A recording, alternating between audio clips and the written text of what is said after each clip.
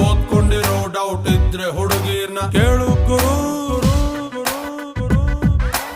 ಇಲ್ಲಿಂದ ಹೋಗ್ತಾರ ಯಾರಾದರೂ ಕಾಲೇಜು ಟೆಂಪಲ್ಲು ಇಲ್ಲೇ ಇರು.